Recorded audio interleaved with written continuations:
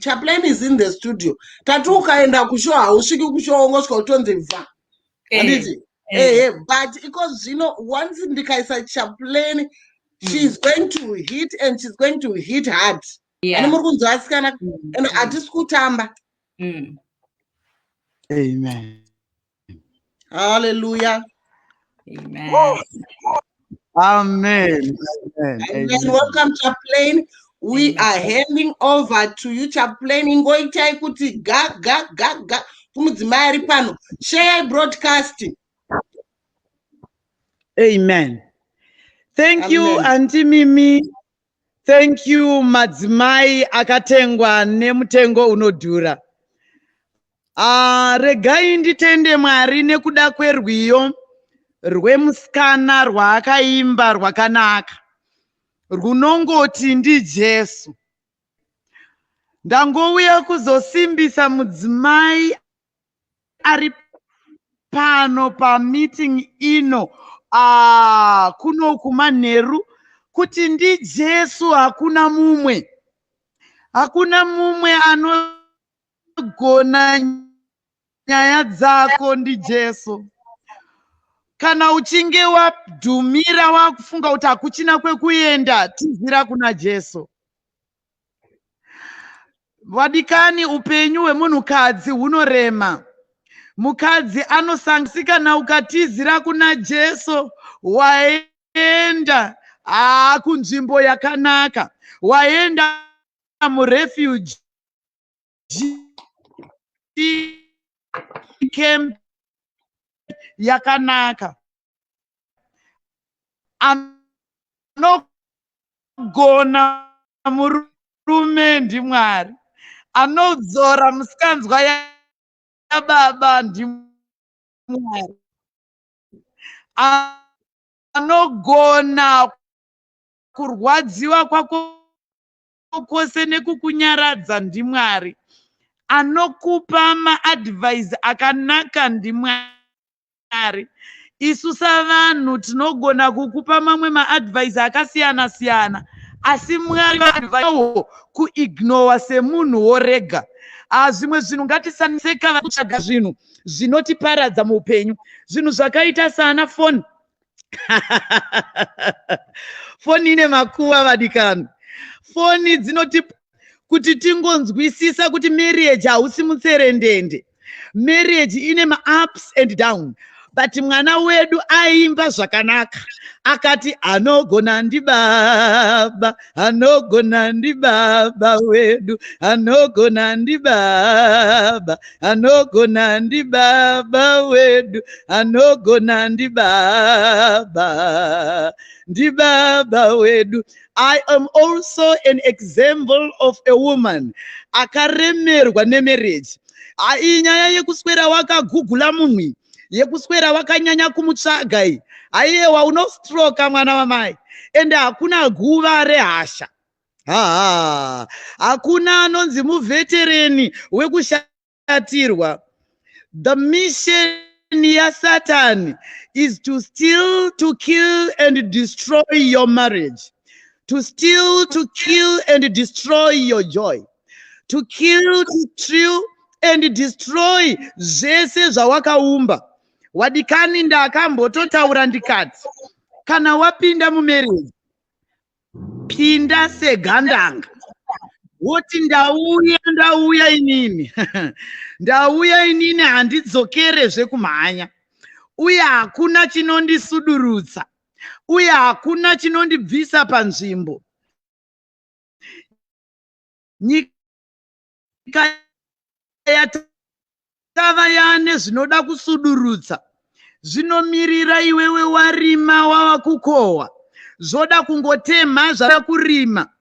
But manheru ano tiri kuda mukadzi anoti bow down kune zvandinorongerwa zvekumhanya. Spirit. Ameno ikoko. Saka iwewe mind yako ngaingogara yakakugadzirira somudzimai kuti I won't bow down kune zvinoda kundidonhedza zvekumhanya. Handisiri munhu anopfugamiswa namadhimoni, handisiri munhu anopfugamiswa nezvinoparadza dzimba, handisiri mudzimai anodzikamiswa kana kuti anotadziswa kuita zvinhu zvake nekuda kwekuti vanhu vataura. Mamarriages atiri vadikani ane vamwe vanhu vakatovhura maziso.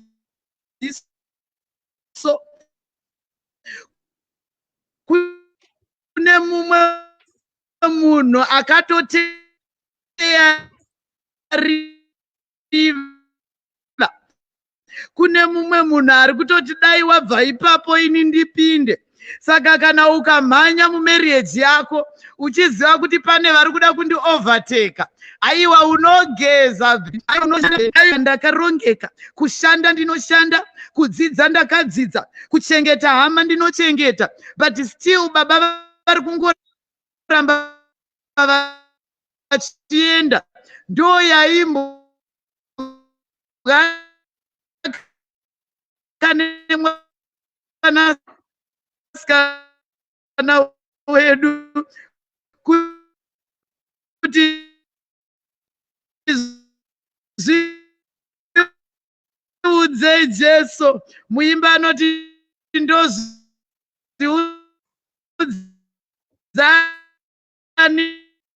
zvanetsa moyo wangu.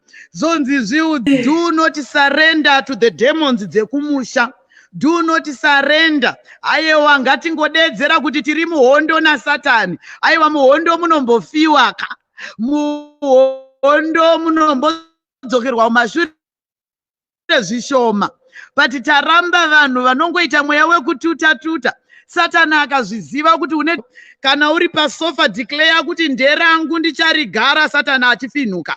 Kana une murume declare kuti ndeye wangu ndichachembera naye, Satani achirwadziwa. Kana zviri kurwadza declare kuti zvinorwadza ndirimo. Chinhu chingatongotibuditsa pamwe kutoti zvakuitika zvacho zvakuthreatena life. Munhukadzi ndewe mwoyo murefu. Abigail akaita mwoyo murefu. Shoko raMwari rinoti his husband was the noisiest. He was a drunkard.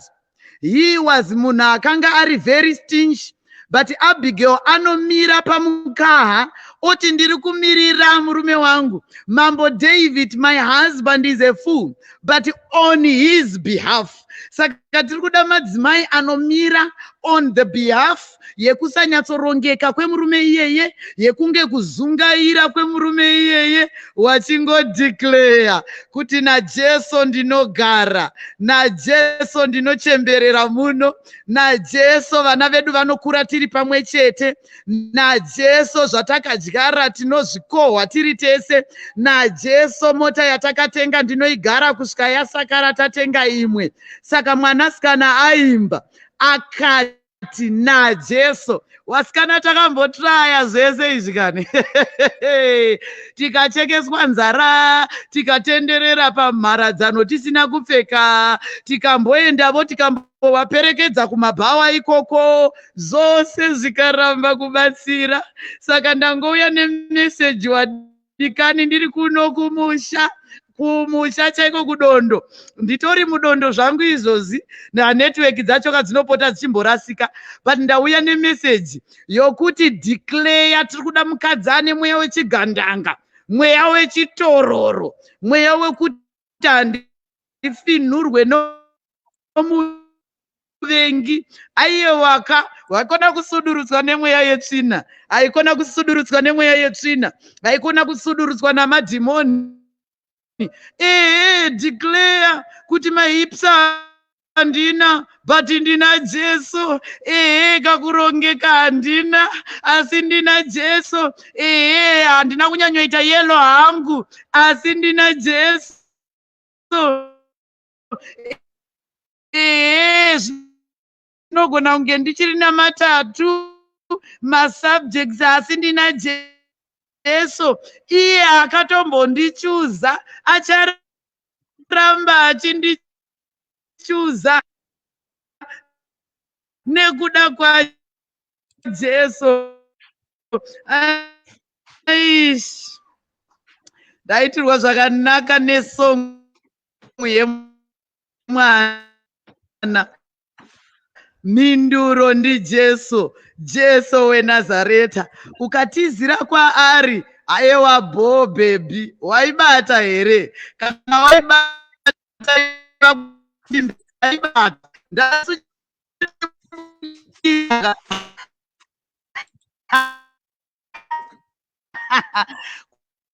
Kungotova nemoyo wekuramba. Uchidownloada last year wakadai 2017 wakadai 2019 wakadi wakadi aiwa akavadikana murume we apadai apadai aiwa iwe chingoimba kuti ndimi isewemba yangu ndonamata tongai mairi. Ndava mukadzi ilidhika, lidhi rinokwidibira, lidhi rinovharidzira, lidhi rinoita speed up the reaction, lidhi aroto ouya okudubura, ndiye anoona kuti zvatsva kusvika palevel ipi. Saka ndauya kuzokurudzira mumwe mudzimai manheru ano kuti iwewe uri lidhi iwewe, kana wasvika marriage zviri kunonoka musahapinge kana naridhi riripo. Aiwa chimbotaipa kuti ndaibata ndiri lidhi. Uye malidhi wadikani anosiyana. Rimwe ilidhi repamugomo, rimwe ilidhi repachigubhu, rimwe ilidhi repadhiramu, rimwe ilidhi repajojo tengi. Saka chimwe chiri kungouraya mamarriages edu kuda kwaakompeya. Waibata here? Chimbotaipa kuti ndaibata. Haikona kukompeya marriage yako neumwe munhu. Uye iwewe haikona kutombozvikompeya neumwe munhu, because you are wonderfully and fearfully made. Aiwa inini ndiri kutodeclare ndakadai kuti Mwari wakanaka. Saka ndiri lidhi rerudzi rwangu. Kana ndiri lidhi repachigubhu, handidi kuita lidhi repadhiramu, because ndikaenda padhiramu nhaika handigoni kuzonovhara chaizvo. Saka famba muleni yako, fara muleni yako, geza muleni yako, fara uri mumba mako nezvirimo, uchiudza mudhara, musharukwa, chipanda pakaoma, mugoni wezvisingagonekwi, womuudza kuti Jesu, ndauya nenyaya yangu. Ndaiparidza nezuro ndikati dambudziko rimwe ratinoita mumamarriages umu nderekuenda nenyaya dzedu kune vanhu wasiwo. Ukaenda nenhumbu kumupurisa, haazvizivi zvelabor izvi, haazvizivi zvekurara left izvi. Ukaendawozve nemhosva kune manesi, anotosvikawo akavhunduka. Saka ngatiendei nenyaya dzedu kuna Jesu. Aiwa, tikatanga naJesu tinopedza naJesu, tinokunda naJesu, and victory is certain. Dzinotombowawazve, rega dziwawe, but pane anoita kuti zvitapire. Waini chero ikapera, pane anoita kuti iwanzwe. Aiwa, ukatoona imba ichiuya vanorwisa vanasikana ava vana marweya, zvoreva gonzo harigare mumba musina chikafu. Saka iwewe iwa positive uye declare kuti makonzo haana makii. Makonzo anoteiwa nechikirimbani. Chikirimbani chedu ndiJesu. Ndiri kuda mudzimai ari empowered. Ukashanda futi, ukaita mari yako, hauzonyanya hako kujairirwa. Ukatapa Jesu, ukatapa kamari, handimaona, haunyanyi kuzobvunza munhu, dhora mukazoriita sei, $2 mukazoiita sei, 15 cents mukaiita sei. Waibata? Handi, chimbotorai mukana. Ndinotenda kuti ndaudza madzimai kuti tiri kuda mweya wechigandanga. Do not retire, soldier on. Tichida naJesu aimbwa nemwana. God bless you all. Wow, wow, wow, wow. Wow, wow, wow, wow, wow, wow. Fire, fire, fire, fire. Fire.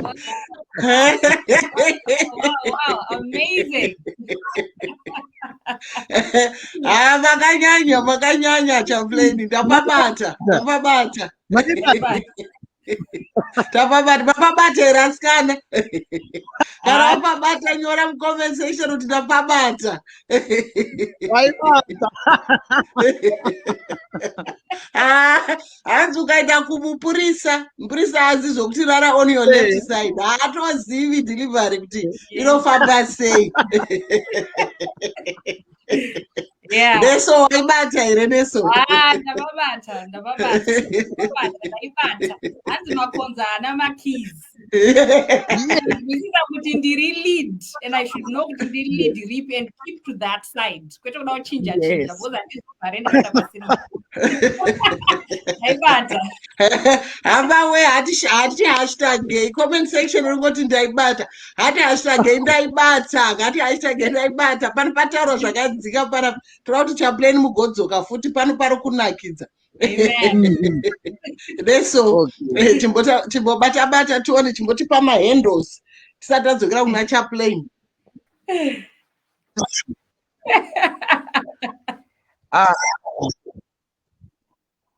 Pamwe kana Pamweni. ndaibata kuti ndijeso chete. Ya, pamwe anti. Pamweni. Pamwe asikana pamwe. Auntie, do you hear me? Yes, I can hear you, chaplain. Ndiri kukunzwai auntie, kwai muri kundinzwa here? Zvokuti zvakajeka.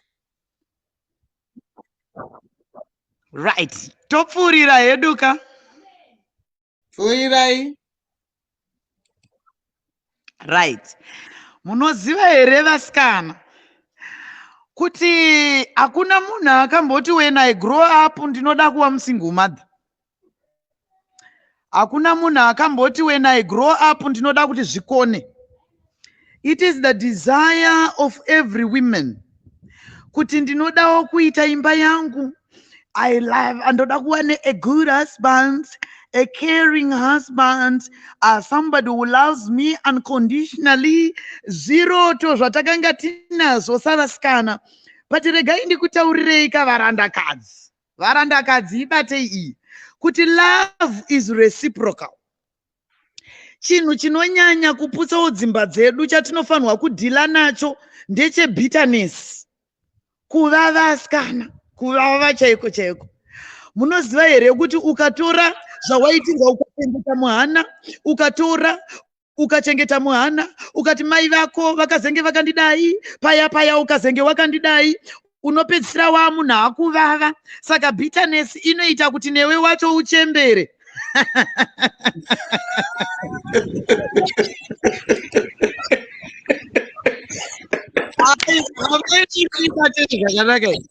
Bitterness munochembera asikana.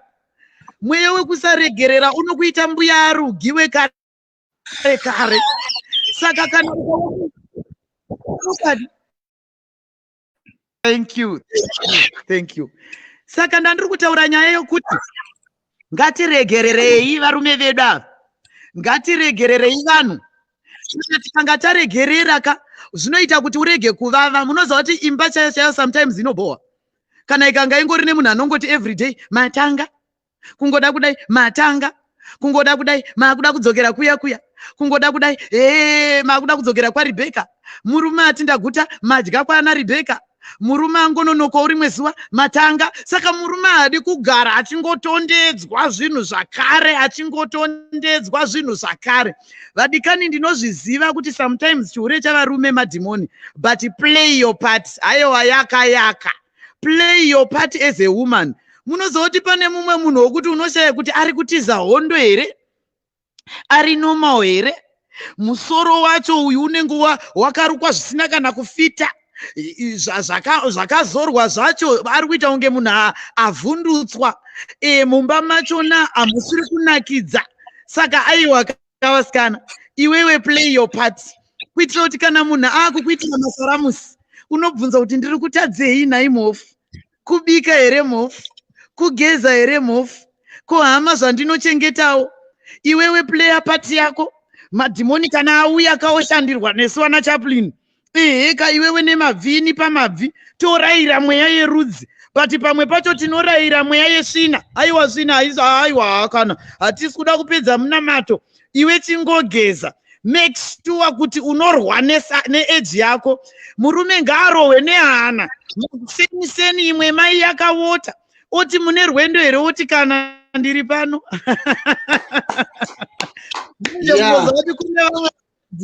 Wekuti varume vanotongoza vati chero dzikaenda hadzina kana anotomboti mhoro idzi.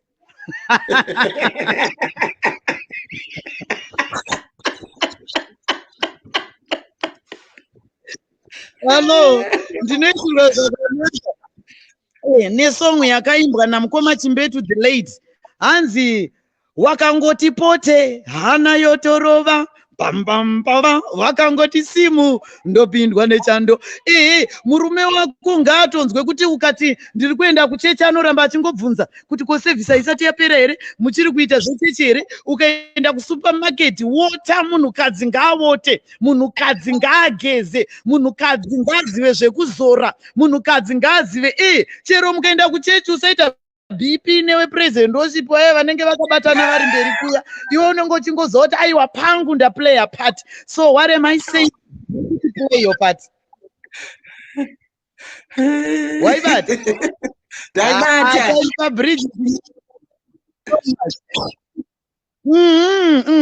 Play your part. And number 2, chimwe chandakaona zvakare chinongodiwa mudzimba dzedu idzi kungovawo munhu anodzidza man.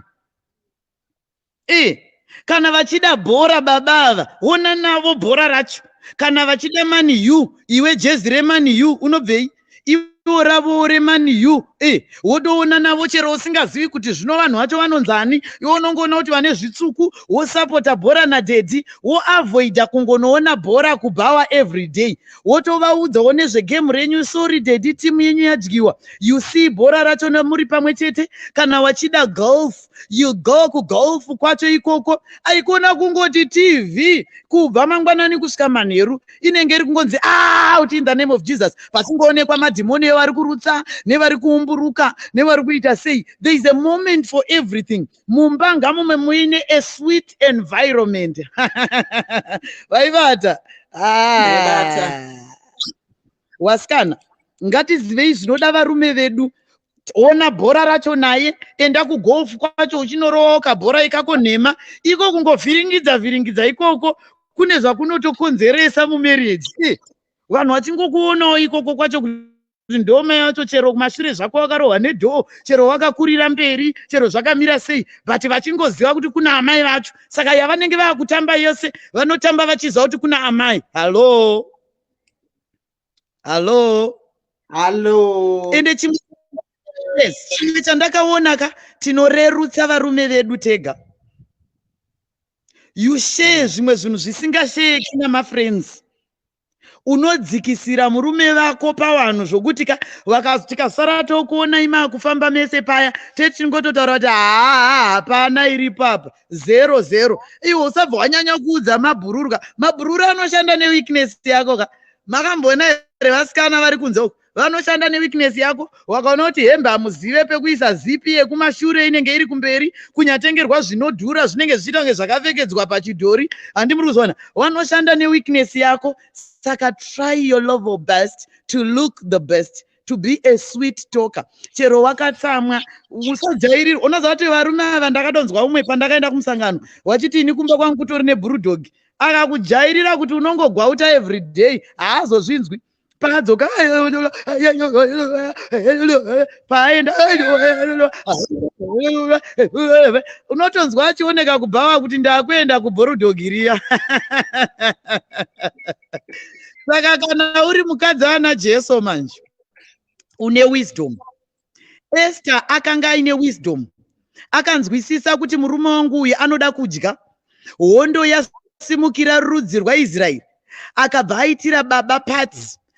ndokuona kuti baba havana kudhakwa, haana kutaura nyaya yake. Munoza akanga ari munhu mukadzi ari strategic, anoziva pekutaurira, anoziva zvekutaura. Akanyatsoona kuti nhasi mufesa haana kudhakwa uyu, regai ndiite zveimwe pati, achitora nguva aine patience. Marriage inoda patience, marriage inoda mwoyo murefu, marriage inoda the spirit of forgiveness, marriage inoda kutoshandirwa. Wemasports chaiwo havana kungotanga vakumaolympics, wekumasports ava vanosumudza matanda nevanomhanya nevanodii, vanototangawo vachinge vachitotrenwa, plus vatori nacoach. Saka iwewe ukaenda kumaolympics usingateereri coach unonodyiwa. Saka tinaye kocha aimbwa nemwana, Mweya Mutsvene, Jesu Kristu, ndio waunobvunza kuti baba, tarirai imba yangu yarereka, ndoita seiko? Baba, tarirai murume abatwa nemweya watazeni, wekungoti apa mbrr amhara, mbrr amhara, mbrr amhara, mbrr amhara, dzikamisai mweya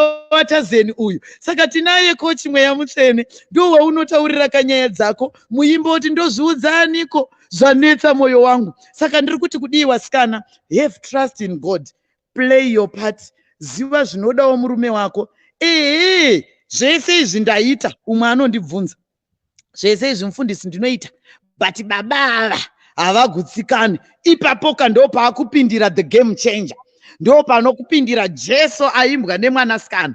Iwe uchoro ndogeza munhu waMwari, ndinoshanda munhu waMwari, ndinotaura nawo zvakanaka munhu waMwari, ndinoplaya pati yangu zvakanaka munhu waMwari, ndiri ridhi rakakwanira imba yangu munhu waMwari. Asi izvi zvakuda Jesu. Ndo patakuti pindirai Jesu, pindirai Jesu, nekuti mukapindira vavengi vanoparara. Pindirai aiwa, anopindira kani Jesu uyu. Asi chinongoshayikwa matiri ipatience. Asikana, ndangoti zvangu muibatewo manheru anu, kuti play your part. Mumba ngamusaite senge kuti muri kutambirwa mashavi.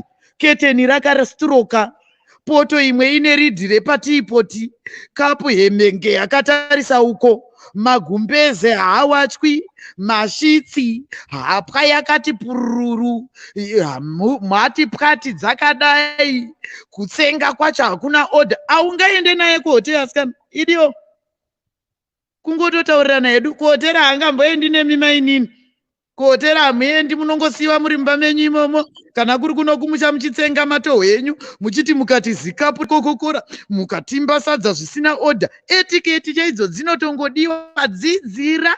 Mukadzi wandakaona manje dofo ane hasha, mukadzi dofo ane hasha, haadi kudzidza, ane pride, anozvinzwa.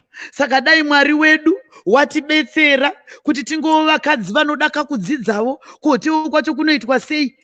Mahiuze aya dzidzira mainini, madzidzirei muri mega, kana mutoireti kana mumba, uchitsika zvakanaka, uchitsika uchiwigla, uchiendawo ukaipapapa pamasaisai apa kune vane mari dzacho, uchitarisawo kuti structure yangu inodawo zvakaita sei. Aikona kungoti chinodhura, zibhegi rinodhura but harisi kupindirana nehembe. Handi muri kuzona, aiwaka iwo pinda mustaira. Ndava isusu manjeka tinotodeclare kuti tichanomira pamakumonya ipapo, wana chidya mafuta chisingakore. Marriage is not about you are slim, you are what, you are yellow, you've got hips, you've got lashes. No, marriage is grace.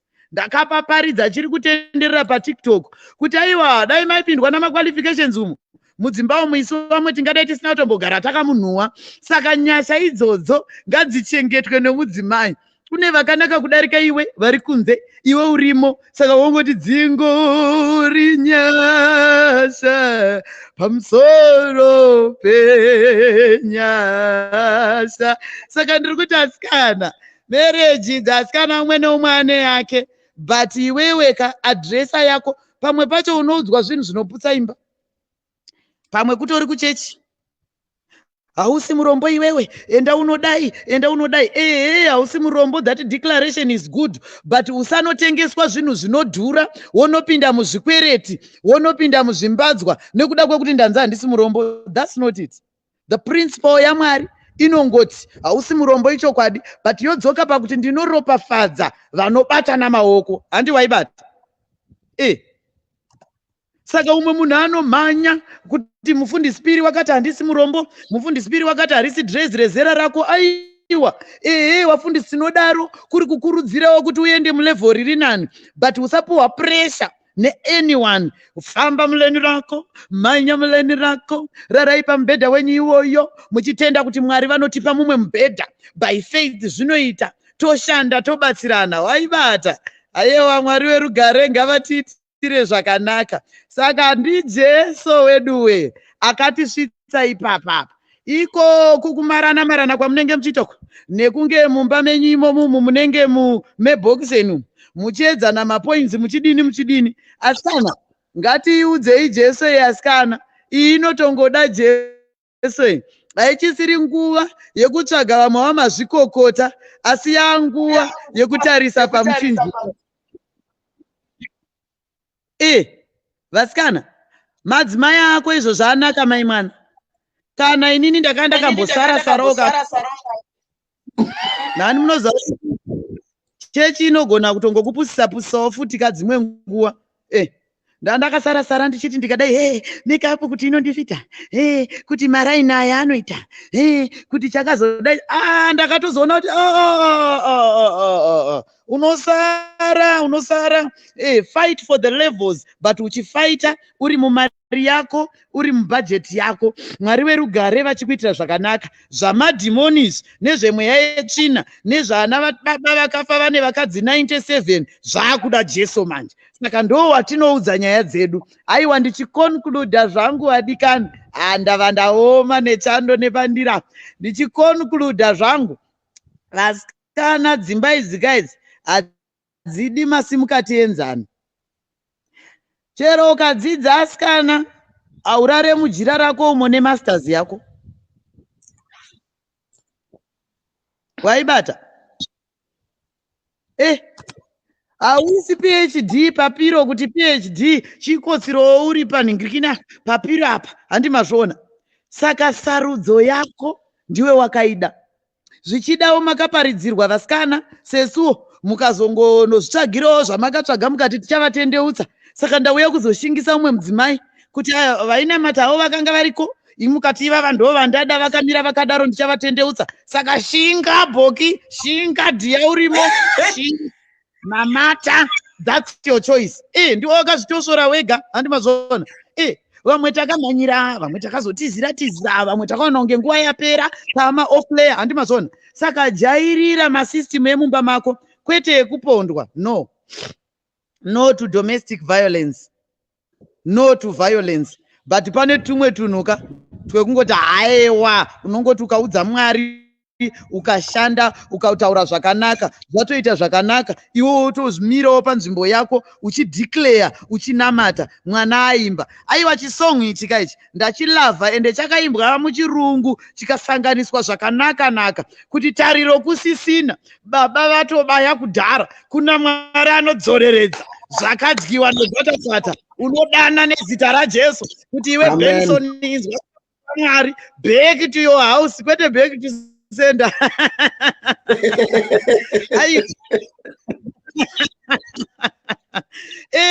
Wodoimba dzoka uyamwe.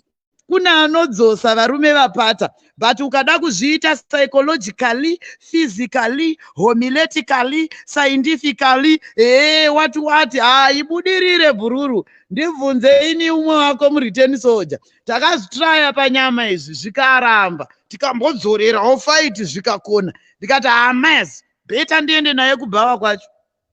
Ndikanosvika ndikaona aine munhu wokuti kana neni ndega ndakabva ikoko ndichatobatwa BP ndaiputika vasikana. Saka vadikani, regai ndikuudzei, rega kuti ndozviuraya ndichipedzisa. Inini ndiri kansela ka mufundisi, hambozivi kuti murume uyu ndakamuwana kupi. Ndakaona murume uyu achipfeka Adidas, ndakada murume uyu aine shoti imwe chete, tichigara pamagaba, tichirongedza mukadhibhokisi. Ndafunga kuzviuraya. Mai nini, hakuna hiro seka yevanozviurayira varume.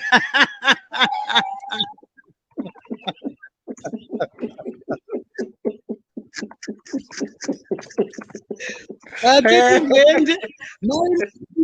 Yes, munotongofa mainini. Mafa isusu totouya tonyepa pabhokisi penyu. Murume wako anonyeba wari ipapo, ndaimuda chaizvo, ndarasikirwa. Ipapo parufu pako ipapo pane patori negirlfriend. Rine riri kutoti tapinda. Ende harina kana problem rinoti akafirwa. Mwana osara achiroverwa kumusoro mumadziro. Imimi makumunywa nemujuru muri pasi pemupangara muri kumusha kwedu uko bhoyera uko muri kwagumbonzvanda kuhwedza uko. Saka hatidi mbwende dzinoti ndiri kutofunga kuzvitora upenyu ndikafunga kwandakabva. Ayewa Mwari variko kudenga. Hatidi mbwende dzinozviuraya. Hatidi mbwende dzinotendera kuti Satani amuondese aite zvirwere nekuda kwezvinosanganikwa nazvo muupenyu. Pane kwekuturira kuna Jesu Kristu weNazareta. Saka iye kungotuta indakambotutawo. Ende munoziva kuti kututa uku idhimoni. Ndakatakura mabhegi 50 kg 80 kg. Ndazodzoka hasha dzapera. Chitakura izvesisikiri ndakuda kudzoka kumurume. Ende zvonyadzisaka kudzoka kudzoka kwakawamasikana. Kuda kuzvitakura kudai ndakatadza kuzvitakura, but afa ndiani? Afa ndiwe. Saka ndauya kuzokurudzira mumwe mudzimai kuti do not get to a point yekuti I want to take my life because my marriage yawawa, because upenyu hwawawa. No, kuna Mwari anokuda wakadaro. Kuna Mwari vanotirwira. Kuna Jesu vanokuziva, vakakuona uri ropa, uri muchizvaro chaamai, vakatirarama. Saka aiwa bvisai hasha idzasikana. Zvamakachengeta pamwoyo apo BP, mamwe mapiritsi atiri kumwaya ema-BP ndekumwira vanhu. Indakatombostiroka mai mwana, ndikaudzwa nomwe munhu kuti zvino zvamaimbosiyiwa muchitombofamba zviri nani, koma kukwewa gumbo neruoko. Saka vasikana takuva vanostiroka.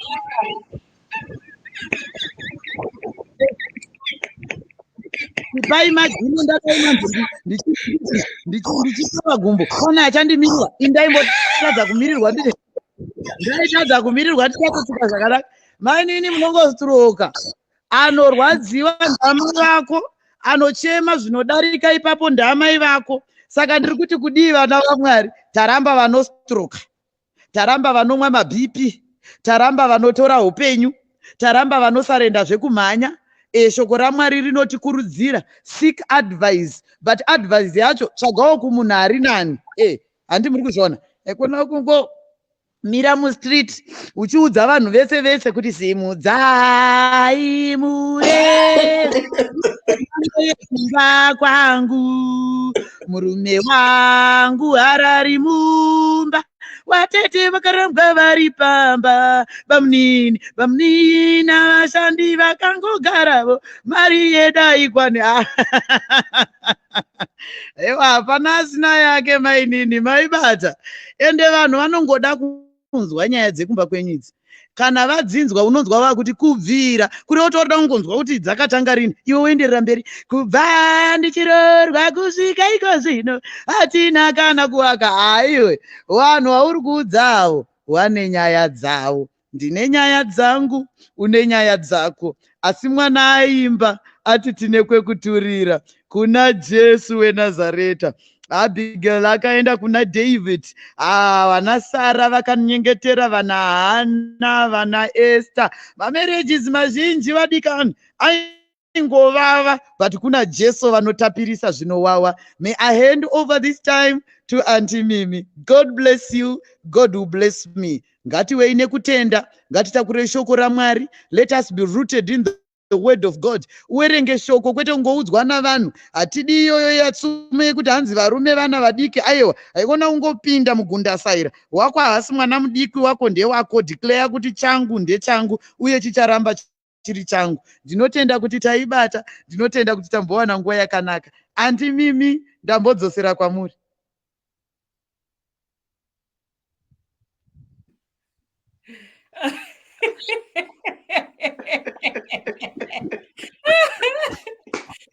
And I matter.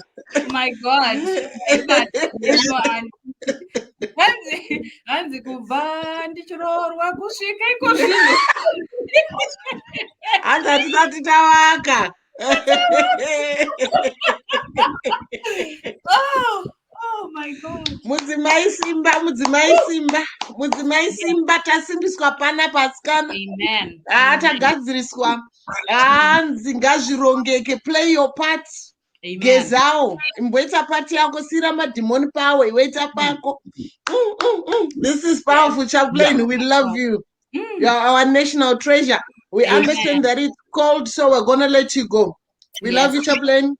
Thank you. Love you so much. Futi. Thank you.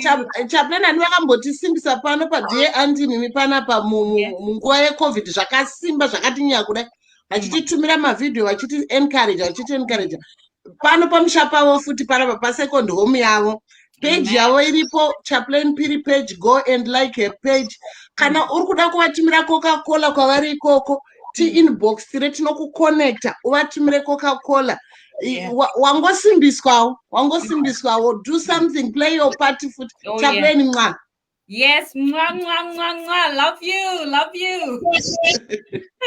Love you too. Good song. Thank you, auntie. Thank you for encouraging women. Thank you for standing in between like Abigail. Baby girl, ramba uchiimba because kuimba kuparidza. Kuimba kuporofita. You have a nice voice.